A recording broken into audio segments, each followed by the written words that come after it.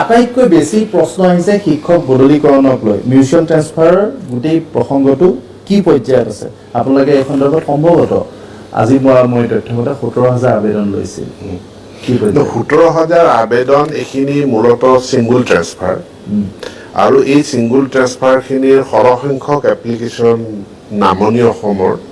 গতিকে শিক্ষক নিযুক্তিৰ সময়ত তেওঁলোকে নিজে নিজে এই জিলাবিলাক চইচ কৰিছিল অৰ্থাৎ কোনোবাই কাৰোকো বলপূৰ্বক কাকো ধুবুৰীত দিয়া নাই কিন্তু নিযুক্তিৰ সময়ত তেওঁই ধুবুৰী বুলি বক্সটো টিক কৰিছে এইকাৰণেই টিক কৰিছে তাতে পদৰ সংখ্যা বেছি গতিকে মাৰ্কছে যদি শিৱসাগৰত কভাৰ নকৰে ধুবুৰীত কভাৰ কৰিব তেতিয়া ধুবুৰীত তেওঁ পাইছে নিয়মমতে ধুবুৰীৰ পৰা তেখেতৰ বদলীকৰণ হ'বই নালাগে নিয়মমতে যেহেতু বাই চইচ আৰু এই তেখেতে যিটো পদত চাকৰি কৰি আছে সেই পদটো ধুবুৰীৰ পদ আজি অসম চৰকাৰৰ অন্য কিছুমান চাকৰি আছে যিবিলাকৰ কেডাৰটো গোটেই ষ্টেটত মই পুলিচত যোগদান কৰিছো মই আসাম পুলিচত যোগদান কৰিছো অসম পুলিচ মই হাইলাকান্দিতো যাব পাৰো কৰিমগঞ্জতো হ'ব পাৰে মোৰ পোষ্টিং য'তো হ'ব পাৰে কিন্তু শিক্ষকৰ পদবিলাক আমি জিলা স্পেচিফিক গতিকে জিলা এখনৰ পৰা পদ এটা উঠাই অনাটো সহজ নহয় এতেকে আইন এখন কৰি পেলাই কোৱা হ'ল যে 10 বছৰ সম্পূৰ্ণ হ'লে কৰিব যেহেতু নতুন আইন কৰোতে কিছুমান কথা দুই এটা কথা আমি তেতিয়া হয়তো বিচাৰ বিবেচনা কৰা নাছিলো যে তেওঁলোকে আবেদন কৰিলে আবেদন কৰাৰ পাছত দেখা গ'ল গোটেইখিনি সৰহসংখ্যকে গুৱাহাটীলৈ আহিব বিচাৰিছে আৰু গুৱাহাটীত দেখা গ'ল ইয়াত পিটিআৰটো লো তাৰ মানে ইয়াত সাৰপ্লাস শিক্ষক ভৰ্তি হৈ আছে এতিয়া মইতো ইয়াত শিক্ষা বিভাগত থাকি মানে ট্ৰেন্সফাৰ আবেদনবিলাক থাকি মোলে যিমান আবেদন আহে মইতো কেতিয়াবা উল্টাই মানুহকে প্ৰশ্ন কৰোঁ সকলোকে কিয় গুৱাহাটীলৈ বদলীকৰণ লাগে সকলো কিয় গুৱাহাটীলৈ আহিব বিচাৰে এতেকে গুৱাহাটীলৈ আজিৰ তাৰিখত কামৰূপ মেট্ৰ' কামৰূপ শিৱসাগৰ চৰাইদেউ এই 4খন জিলাত আমাৰ শিক্ষক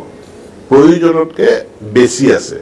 এতেকে তালে তেওঁলোক বদলি হৈ আহিব নতুন শিক্ষক আৰু আমি তাতে জাপি দিব নোৱাৰো আমি এটা এডিট অপশ্যন দিলো তেওঁলোকে এডিট কৰি দিছে আৰু শিক্ষক বদলিটো সদায় কৰি থাকিব নোৱাৰি গতিকে এইকেইদিন ভেৰিফিকেশ্যন চলি আছে মই আগতে ঘোষণা কৰিছো দুৰ্গা পূজাৰ এসপ্তাহ আগত বা 5 দিন আগত আমি বদলীকৰণখিনি যিখিনি আমি গ্ৰহণীয় সেইখিনি আদেশ ওলাব ধৈৰ্যৰে তেওঁলোকে অপেক্ষা কৰিলে পূজাত ওলাব পূজাৰ পাছত আকৌ আমি আবেদনবিলাক বিচাৰ বিবেচনা কৰি থাকিম নেক্সট অৰ্ডাৰটো আকৌ এটা বন্ধৰ সময়তহে আমি উলিয়াম বন্ধৰ বাহিৰে অন্য সময়ত শিক্ষকৰ মানে মুভমেণ্টটো সেইটো আমাক আইনখনে কৰিবলৈ নিদিয়ে পাঠদান ব্যাহত হ'ব গতিকে দুৰ্গা পূজাৰ আগে আগে বদলীকৰণ যিখিনি গ্ৰহণযোগ্য হয় সেইখিনিৰ আদেশ মিউচুৱেল ট্ৰেন্সফাৰ গোটেই প্ৰসংগটো কি পৰ্যায়ত আছে আপোনালোকে এই সন্দৰ্ভত সম্ভৱতঃ আজি মই তথ্যমতে 17,000 আবেদন লৈছিল 17,000 আবেদন এইখিনি মূলতঃ সিঙ্গল ট্ৰেন্সফাৰ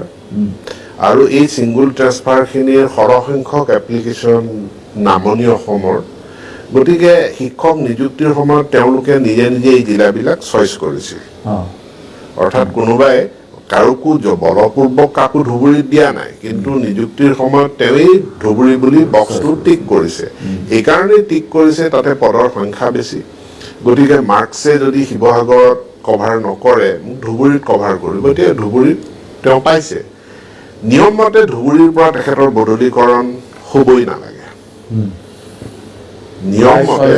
যেহেতু বাই চইচ আৰু এই তেখেতে যিটো পদত চাকৰি কৰি আছে সেই পদটো ধুবুৰীৰ পদ আজি অসম চৰকাৰৰ অন্য কিছুমান চাকৰি আছে যিবিলাকৰ কেডাৰটো গোটেই ষ্টেটত মই পুলিচত যোগদান কৰিছো মই আসাম পুলিচত যোগদান কৰিছো অসম পুলিচ মই হাইলাকান্দিতো যাব পাৰো কৰিমগঞ্জতো হ'ব পাৰে মোৰ পোষ্টিং য'তো হ'ব পাৰে কিন্তু শিক্ষকৰ পদবিলাক আমি জিলা স্পেচিফিক গতিকে জিলা এখনৰ পৰা পদ এটা উঠাই অনাটো সহজ নহয় এতেকে আইন এখন কৰি পেলাই কোৱা হ'ল যে 10 বছৰ সম্পূৰ্ণ হ'লে কৰিব যেহেতু নতুন আইন কৰোতে কিছুমান কথা দুই এটা কথা আমি তেতিয়া হয়তো বিচাৰ বিবেচনা কৰা নাছিলো যে তেওঁলোকে আবেদন কৰিলে আবেদন কৰাৰ পাছত দেখা গ'ল গোটেইখিনি সৰহসংখ্যকে গুৱাহাটীলৈ আহিব বিচাৰিছে আৰু গুৱাহাটীত দেখা গ'ল ইয়াত পিটিআৰটো লো তাৰ মানে ইয়াত সাৰপ্লাস শিক্ষক ভৰ্তি হৈ আছে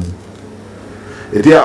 মইতো ইয়াত শিক্ষা বিভাগত থাকি মানে ট্ৰেন্সফাৰ আবেদনবিলাক থাকি মোলে যিমান আবেদন আহে